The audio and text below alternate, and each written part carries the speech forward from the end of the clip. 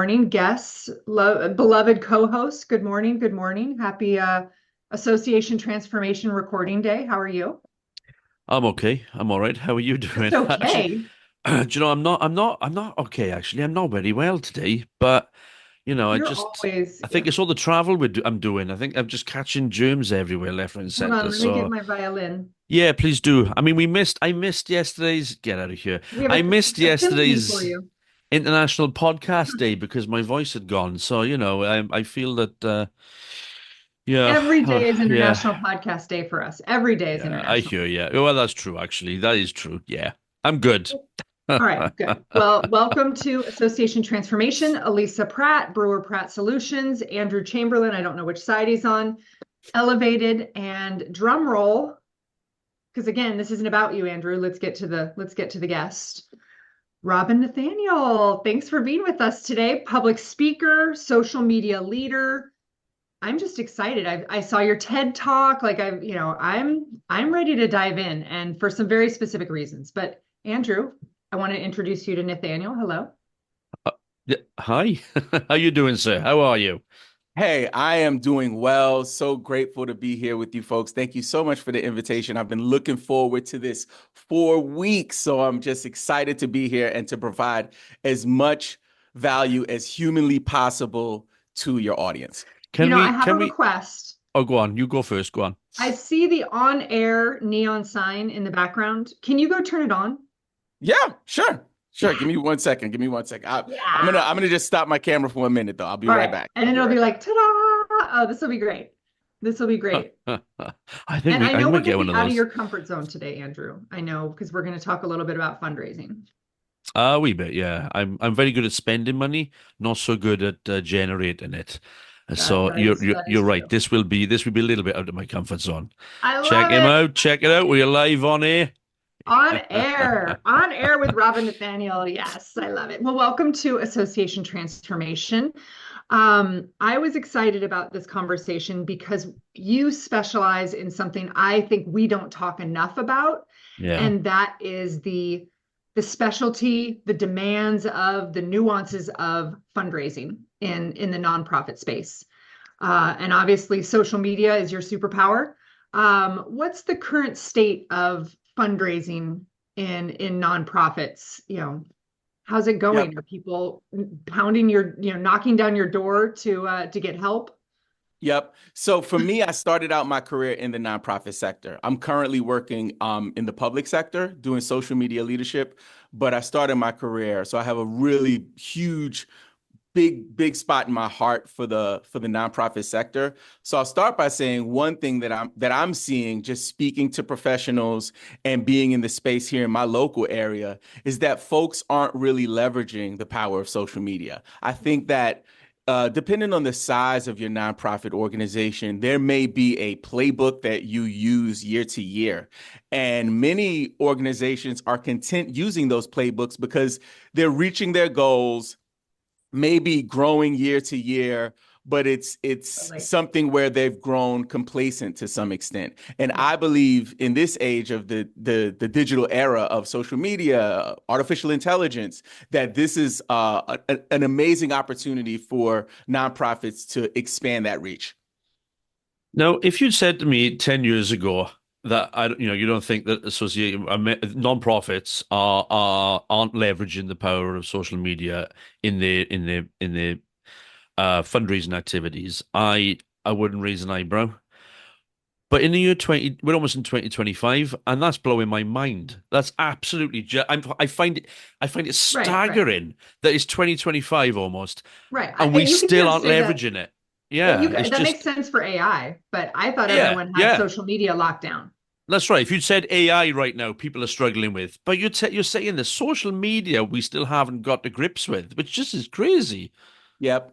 Yeah, and I think one thing that I'm seeing is that people are doing social media, they're not leveraging social media. Okay. So This we've we're yeah, different. it's a different thing. It's like with, for example, I work with independently. I work with nonprofit organizations. As I mentioned earlier, I have a day job. I do social media leadership. I lead a team of social media coordinators in local government. So I have that vantage point.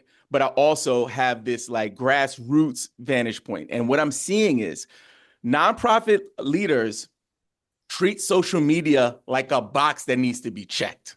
And that is where there's opportunity. It is not just, let's make sure we post 3 times a week and put this post up about our upcoming event. Hey, we have a fundraiser in September. Let's make sure we get that into the pipeline. Like, you know, for lack of better words, we got to get off that. We got to move past that. We got to get off that. We have to evolve because your mission is critical. Nonprofit leaders and nonprofit organizations are critical to the fabric of American and world society. Like there are wells being built to get water to villages because of you and what you're doing.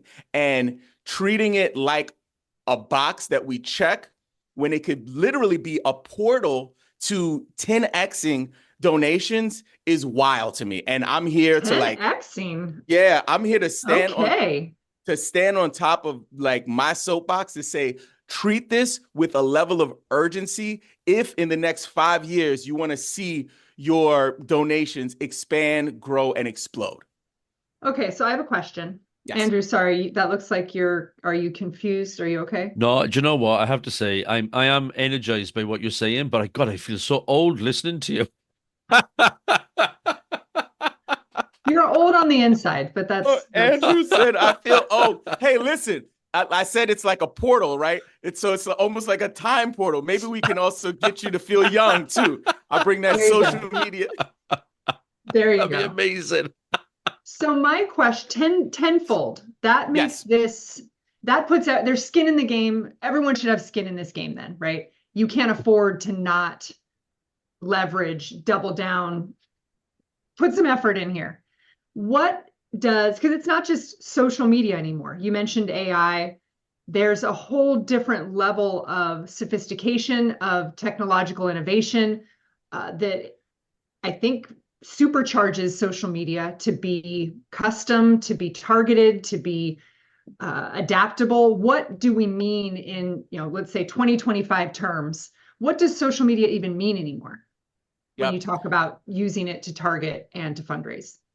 Specifically for nonprofits, like speaking with my nonprofit hat, for social media, we're looking at it as another marketing tool, right? So the early days, like I joke all the time, I'm one of the only social media leaders that I know that I can say I have 20 years of experience in the game, from MySpace to TikTok. Like I have experience in all of the platforms, right? So I've seen it evolve over the years, and where it started as technically social, where friends are like connecting with friends, you're making new friends, you're sharing pictures of your lunch, or you're connecting with your grandma or your aunt or whatever.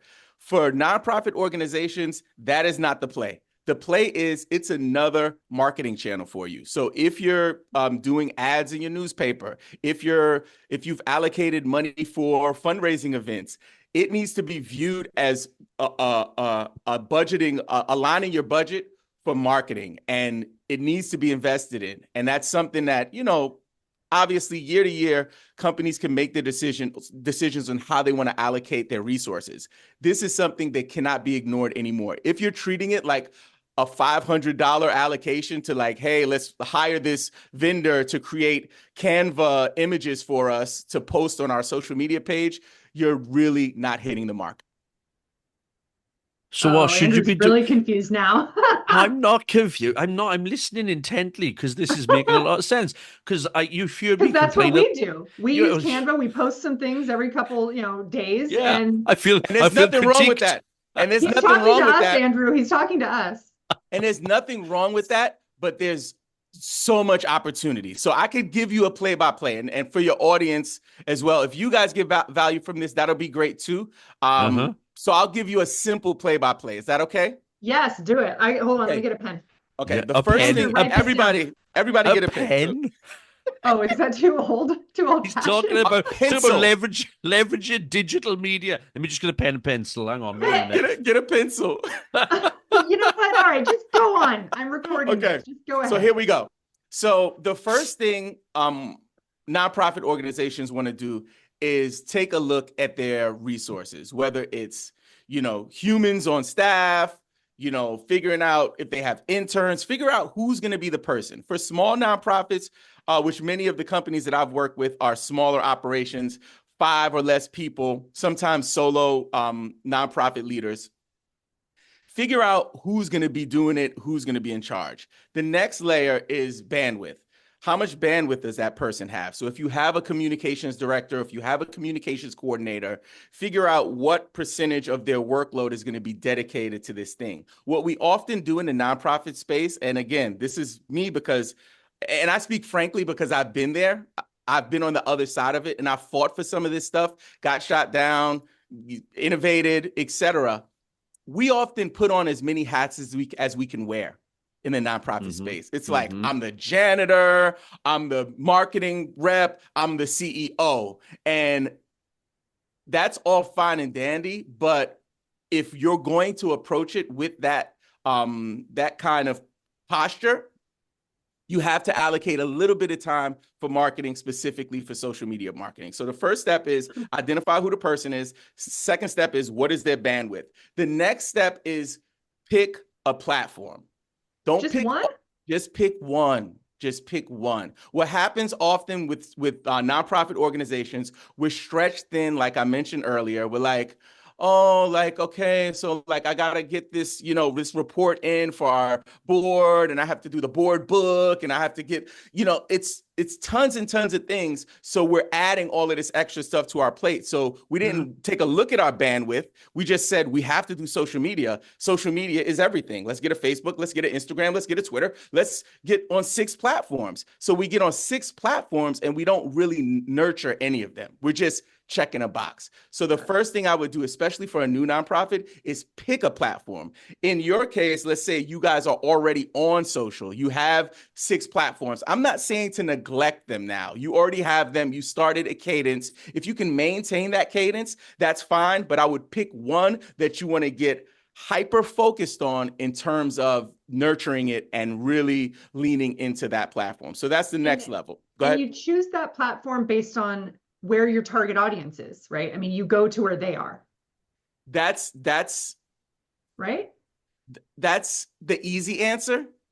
For new people, I would say most new nonprofit leaders are on social and they're using it for personal use. So they're not feeding into it on a professional level. They're just like, hey, I really like to go on Facebook to look at dogs. I would start with the platform that you know and understand. Okay. The next level is, and that's maybe a little more advanced, as I'm sure you guys are doing, is really identifying your target audience, building out avatars to figure out who you're speaking to. And that's more into the content strategy of it. But definitely, write that down. Yeah, that's definitely something that I'm still trying to work out if I know what 6 platforms are. Yes, you do. I'm only joking. I'm not. But I'm not I don't know what joking build at all. out avatar means. Yeah. So let's talk about that. But let me tie up the loose ends on these basics. So the first step is identifying the person or the owner resource. Yep, the owner of this project. Then identify their bandwidth. If you're the leader and you have a person, give them like 15% of your responsibility will be this. Then you want to find a platform and just focus on that platform. Now, over time, it will build.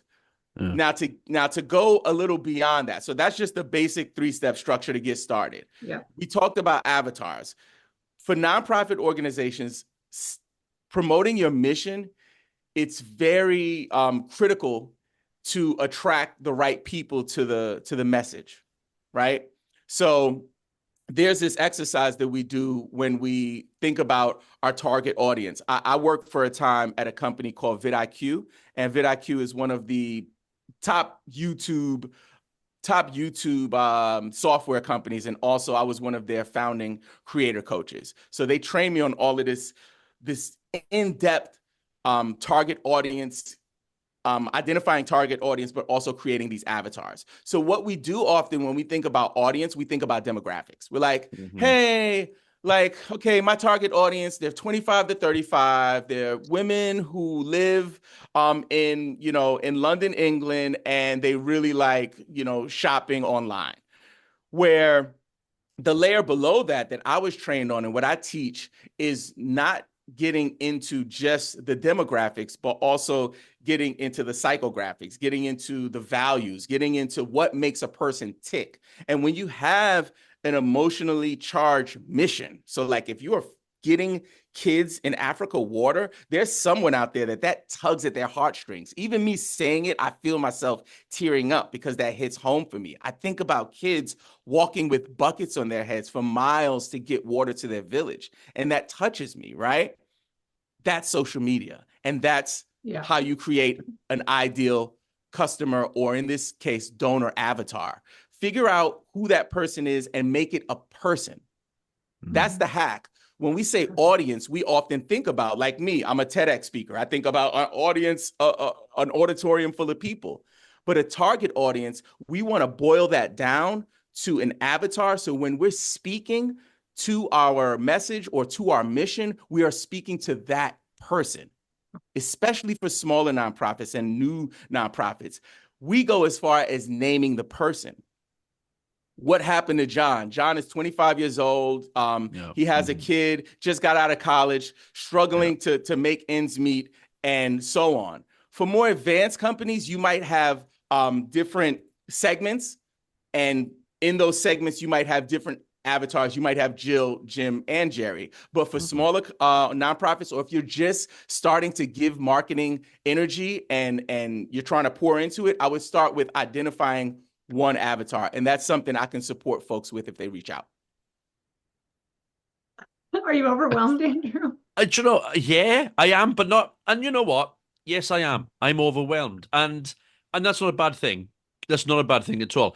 Because if I'm feeling overwhelmed, then chances are quite a lot of our listeners are also feeling overwhelmed. And so actually, but it's in a good way, because I'm seeing all the potential that you're talking about. I'm not.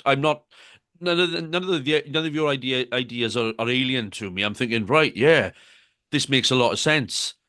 Well, and it's But it's transferable. also, We work a lot in the membership space, where the nonprofits we work with are supporting communities of members, people who've joined, who are spending money to be a part of it. And I think of the same opportunity to drill down and identify your ideal member as the avatar that you've described. Yeah. That makes a lot of sense. And but where does AI come in? Like, how do we now make this magical and automated and oh my 10 God, times? AI? Are we there yet in the process?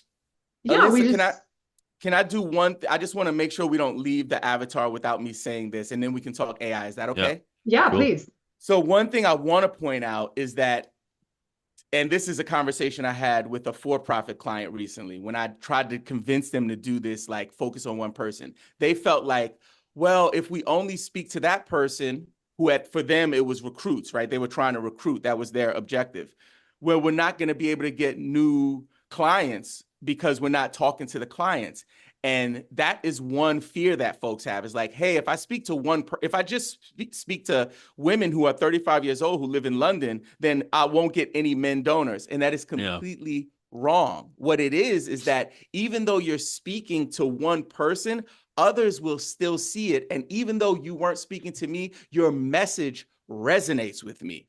So just because I'm speaking to a female audience doesn't mean that if a man like myself, wants to support, nonprofits that dig wells in Africa, that I won't donate as well. So that's one thing I just wanted to make sure we were clear on, that you can speak to one person, but still reach others. But you got to focus on that one message, so that way you can get your ideal audience and members to buy into the nonprofit. Thank you for seeing that all the way through. I think, we need to think more broadly and not look too narrow, but look to expand once we've come up with these descriptions, these identities of who we're looking for. Yep. But I don't know. I mean, I mentioned AI with excitement because people talk about it as if it's this magical tool to customize and automate and make all of this marketing work. easy and I don't know, impactful, drive results. Yeah, but surely you've got to understand all the principles that have just been mapped out. You've got to understand and adhere to all of those principles before you then, you know, take it a next step to the AI piece. Surely otherwise you're just going to be, AI will simply surely just be perpetuating the problems that you've been experiencing and will be doing it really, really, really quickly.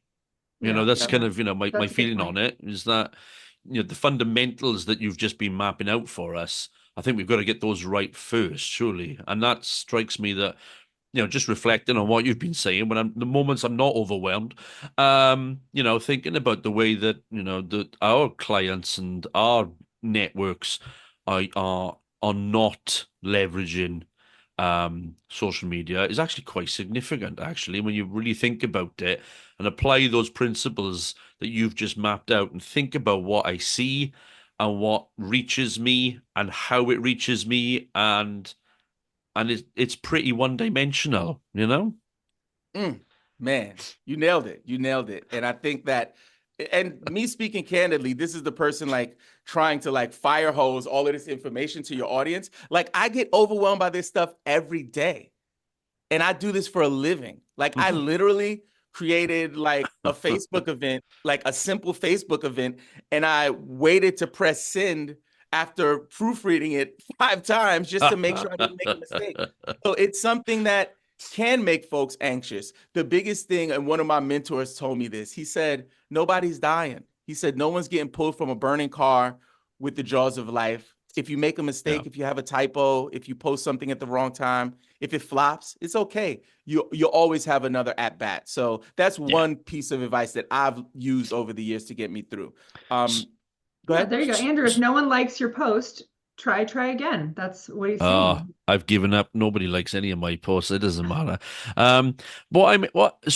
What I'm hearing is that when we're talking about leveraging AI, it's not the content per se that we're talking about. It's the manner in which we're developing and presenting that and how we're understanding how to present that content. Because actually, am I right or am I missing the point here? Because actually, I heard you earlier on saying, because you're right, Elisa, it's what we do. You create some fabulous looking Canva graphics and you put it out there and it looks great and amazing. And fundamentally the message is sound, we're great people. We do some good stuff. Work with us. But you're saying what I'm hearing is actually you need to be far more sophisticated in understanding how you're putting that out there and to whom you're putting it, whom you're directing it. Otherwise, it's just going to fall it'll just fall flat because it won't necessarily reach the right people, is what I'm hearing. Is that fair?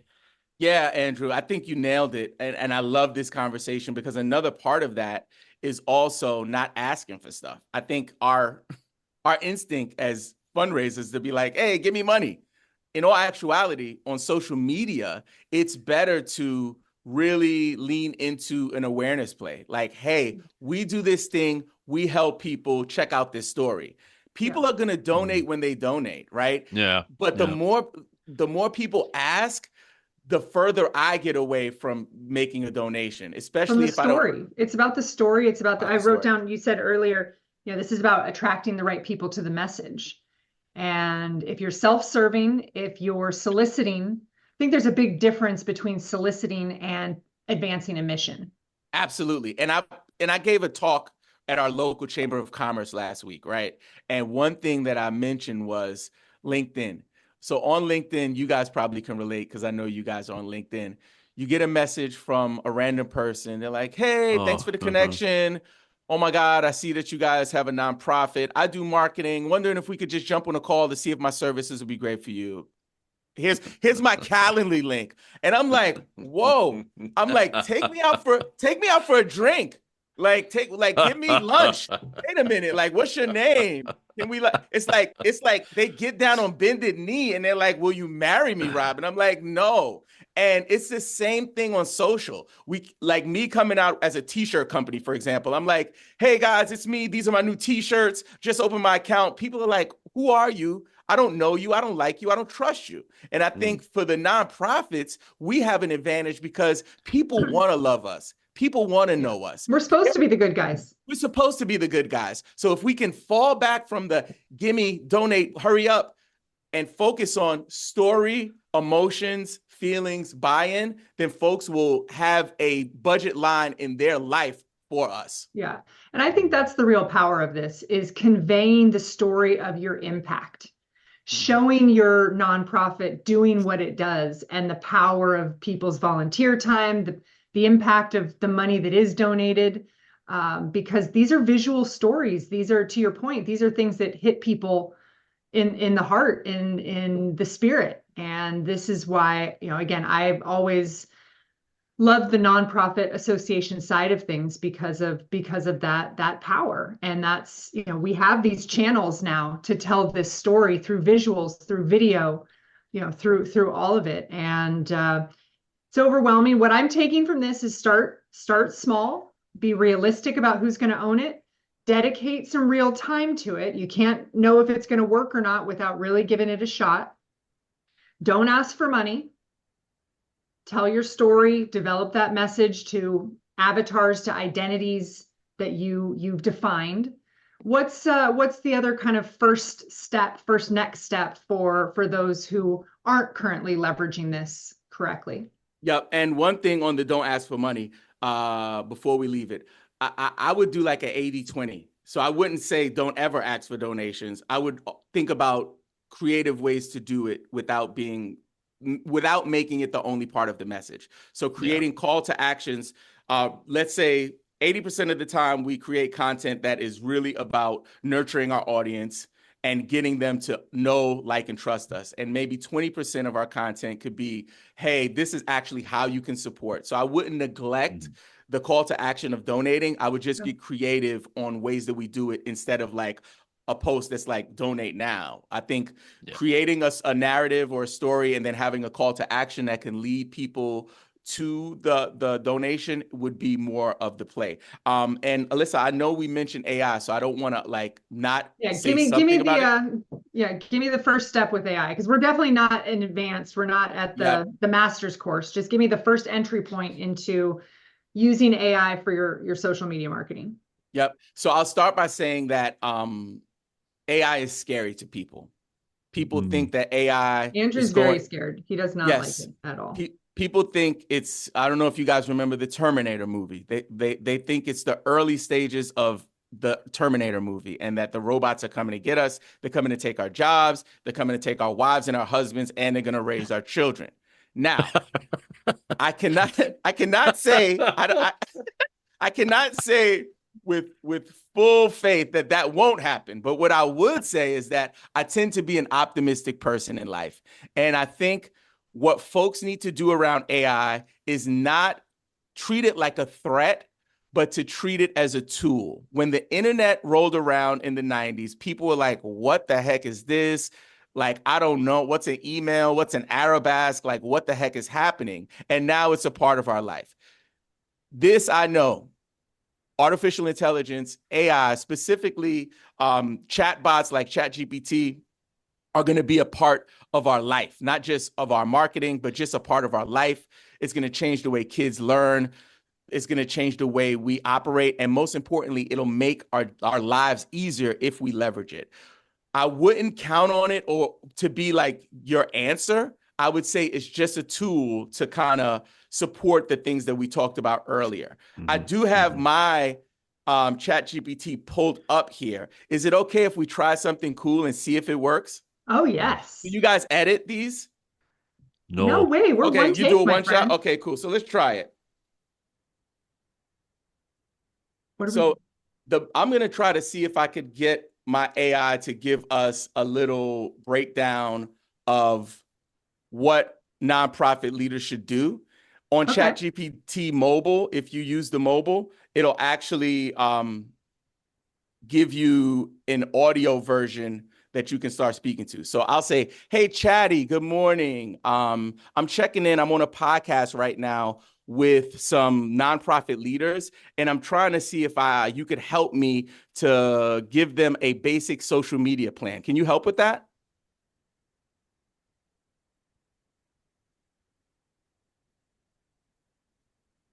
Good morning, Robin.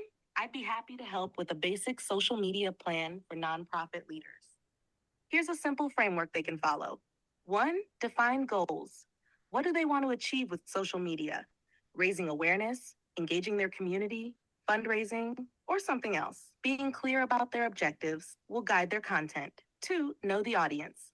Understanding who they want to reach, age, interests, locations is key. Are they engaging donors, volunteers, or the people they serve? This will shape the tone and platforms they focus on. 3, choose platforms wisely. Nonprofits might benefit from being on Facebook, Instagram, and LinkedIn for connecting with supporters. If time is tight, it's better to focus on 1 or 2 platforms and do All them right. well. She's saying everything that you've said. I mean, she's validating you. Wow. So here's the trick too. When she generates that for you, not only is it done on an audio level, but also I Yeah. have all of the transcripts here. Scripted it So out. Yeah. So that's not for me to say, okay, ChatGPT gave me my playbook. No, it's for me to go to my team and say, hey, I have this basic framework. Let's Right. try I have to a draft. We have a starting point. let's customize this. So it's really not about replacing as much as enhancing. Yeah. Yeah. Well, and Was I that think Oh, go on, sorry, sorry. go ahead, Andrew. No. Well, there's so many who are afraid, who haven't gotten started yet. And I love it as a tool. I love it as a first draft. I love it as a first take to give you something to work from. Because sometimes that blinking cursor on the screen, the blank screen, is the scariest part. It is. And having something prepared for you to react to and your team to edit and revise and build off of is that bridge to action. Love it. Yep, I agree. I think, was that the first time we've had artificial intelligence on the podcast as a guest? As a guest, yes. What's her name? Chatty? I call her Chatty. There you go. There you Nice. go. Well, and I'm just Excellent. as kind and pleasant to my chat bots as well. I think treating them with respect is very important. Very important. So have a great day, Chatty. Thanks for joining us. You're our first AI chatbot. And Can you Robin, ask? thank Can you you? so Sorry. much. Can you ask Chatty, when are you going to take away my wife and children? And I can when is ask that her. happening? She has the greatest answers. I mean, I could if you wanted me to. I'm sure she's really diplomatic, so I'm sure she wouldn't. Right. Undoubtedly. She'll play it nice. Play nice. Robin, thank you so much for kind of opening this door for us. This is obviously a much longer conversation. Where can people find more about you, find more of your presentations and your speaking engagements, your TED Talks to learn learn about your social media leadership? Yes, right now the easiest way to get me is through my email list. So if you visit robinnathaniel.com, you'll get signed up for my list. And right there, you can just send me an email. If you guys have questions about anything that I spoke about today, I love when people respond to my email blast, or when they join my email list, they just connect with me. So that's the easiest way. To follow me on social, all you have to do is visit @Robin Marks. That's ROBBINMARX. And then for the TED Talk, if you guys want to support my TED Talk, it would mean a lot to me if you just watched it all the way through. And you can see that at bit.ly, that's bit.ly/TEDx Talk Robin, ROBIN. Okay. All right. Well, we'll put all these links in the show notes. Yeah. Put them in the show And notes, of course, tag you in all your channels. Come back. I love your energy. I think nonprofits need to be optimistic about social media, about AI, and really, leverage the tool to, to do more with less. Hey, I have one more thing for your audience. Is that okay? Yes. I'm starting a new podcast. It's called Red Circle Talk, How to TEDx. So I interview TEDx speakers. So if any of your audience members aspire or want to be TEDx speakers, this is a great place for them to start, to hear the play-by-play of how people got on the Red Circle. But another thing that I'm doing is I'm not doing any ads for this podcast. What I want to do is give back. So I'm highlighting nonprofits. So when you sign up for my email list and you are a nonprofit that wants to be featured on my show and will push people to donate to your cause, just send me an email, and I'd love to consider that. Very cool. Fantastic. Very cool. Excellent. Well, you may be the most viewed guest we've ever had. I mean, of all your views, all your exposure, I don't know. Yeah, pretty amazing. Pretty amazing. And I'm going to go on Amazon right now and buy my own on-air sign. I'm going to put it just right here. It's going to be great. You've inspired in so many ways. Robin, thank you so much. We have a lot of work to Yes. do. Thank you, Robin. And you've given us some great ideas. I really appreciate kind of the tactical step by step. Our audience needs that, and you are truly a social media leader. Thank you so much. I can't wait to come back. Absolutely. Until next time, put your members and your mission first.